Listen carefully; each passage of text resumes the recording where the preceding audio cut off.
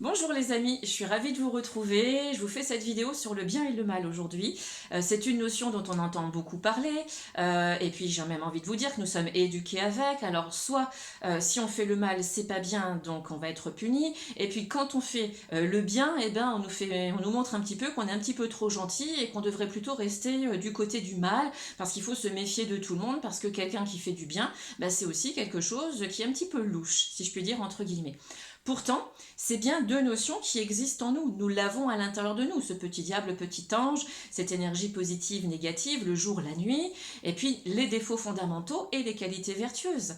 Le bien va être du côté, entre guillemets, quand je dis côté, des qualités vertueuses, avec l'être spirituel, dans la partie lumineuse du symbole yin et yang, et puis nous allons retrouver l'être humain dans le côté partie mal, la partie un petit peu plus sombre, qui fait que ça va nous demander, bien sûr, nous à l'intérieur, toujours et encore, eh bien, de trouver le juste milieu.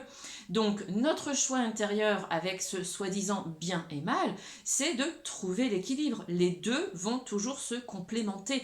Cherchons toujours la tiédeur, puisque nous sommes, vous vous le rappelez, dans notre personnalité avec notre mental ego. Donc, ça, nous l'aurons toujours. Simplement, nous allons le corriger pour laisser pas les activités, mais les qualités vertueuses de l'être spirituel prendre leur place. Et c'est nous avec nous-mêmes qui allons en fait nous remettre en question en permanence.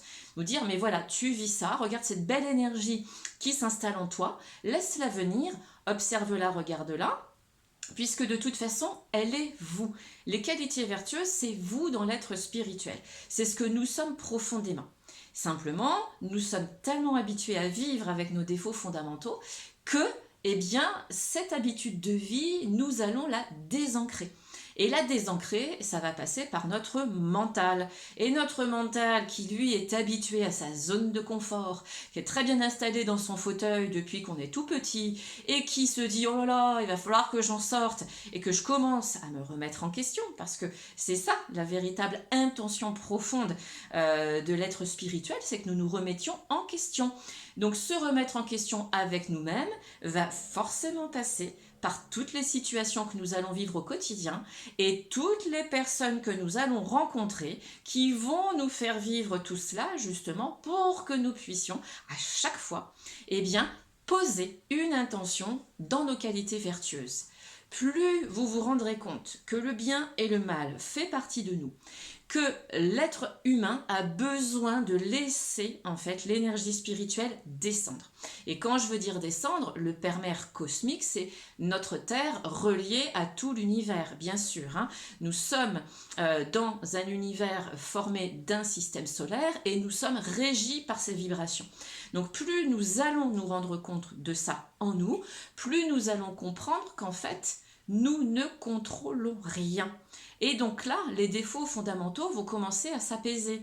Parce que le défaut fondamental aussi, il est là pour nous dire tu es comme ci, tu es comme ça, donc tu gardes cette forme de contrôle derrière. Eh bien non, parce que l'énergie du Père-Mère nous demande d'ouvrir le cœur, de sortir donc de ces défauts fondamentaux pour que cet amour pour nous-mêmes, ce que nous sommes, nous l'accueillons, nous l'acceptions. La première acceptation, c'est celle de se dire ce que je vis est une expérience. La souffrance, ce que nous pensons être souffrance, est en fait une idée du mental ego dans notre personnalité, puisque ce n'est qu'une expérience. Pour l'être spirituel, la souffrance, c'est l'expérience. C'est pour ça que je vous parle toujours de l'expérience quotidienne de notre vie. Lorsque nous nous levons tous les matins, nous naissons à nouveau à nous-mêmes et nous vivons une nouvelle expérience de vie qui nous demande de positionner nos qualités vertueuses et non pas d'y retourner de manière permanente.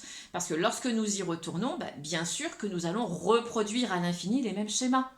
Donc le bien, le mal sont là pour nous dire, ok, l'être humain est là, l'être spirituel est là, la partie sombre, la partie lumière, et c'est moi, toujours et encore, qui vais en fait choisir si je laisse plus parler le bien ou plus parler le mal.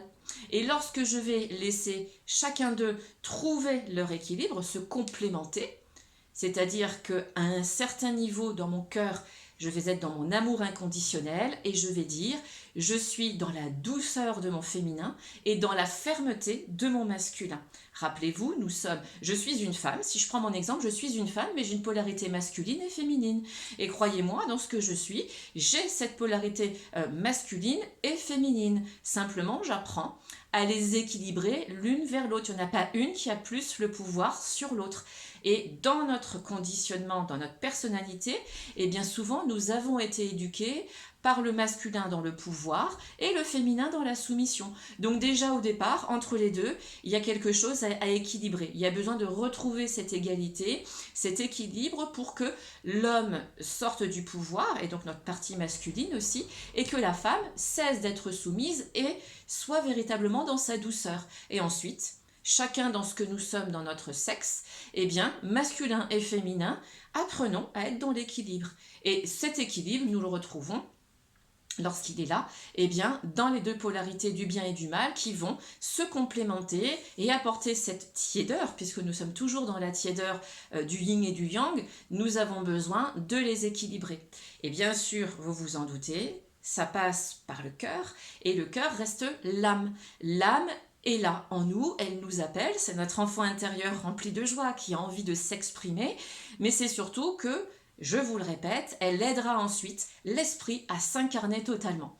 Donc plus vous vous ouvrez à votre amour inconditionnel, avec vos défauts fondamentaux, en sentant les qualités vertueuses qui se posent, plus vous allez prendre du temps en vous-même, dans le silence, pour vous-même, mais aussi l'expliquer autour de vous, dans tout ce que vous vivez pour aider, et puis peut-être semer une petite graine pour que l'autre en face de vous comprenne aussi qu'il a la possibilité d'aller dans ce chemin intérieur, et bien plus vous allez vous aider à vous positionner dans cet équilibre.